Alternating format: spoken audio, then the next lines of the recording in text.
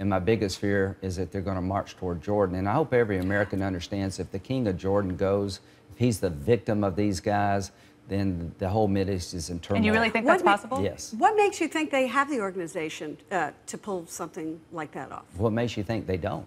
Look what's happened.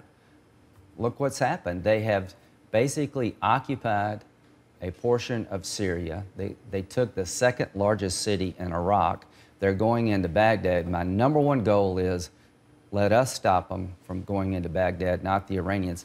If the central government in Iraq collapses, and that's their goal, they're trying to get the Iraqi government to collapse.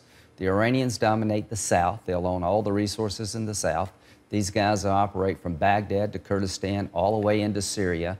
They will consolidate economic and military power. They'll march toward Jordan and Lebanon, and they will use that space to attack us.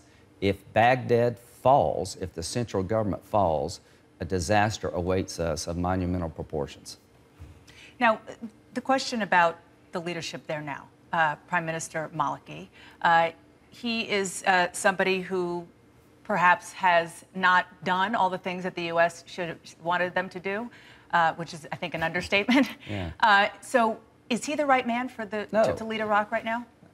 Stop the march on Baghdad, form a new government, send Petraeus and Crocker over, somebody who knows. How do you form a new government? It's a democracy. There are plenty of voices over there. He should resign.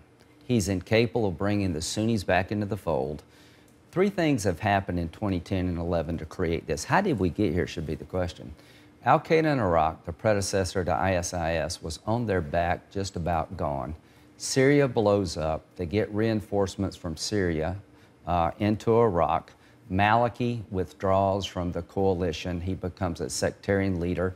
Obama's administration completely hands off, and we withdraw troops in 2011. That's the perfect storm.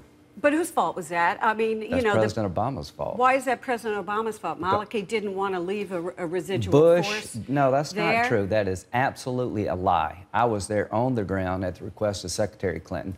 Maliki, Barzani, and the Sunnis were willing to accept an American force.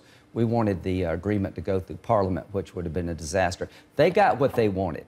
The Obama administration wanted to say, I ended the war in Iraq, I'm going to end the war in Afghanistan. This was as predictable as the sun rising in the east. I blame President Obama mightily for a hands-off policy when it comes to Iraq.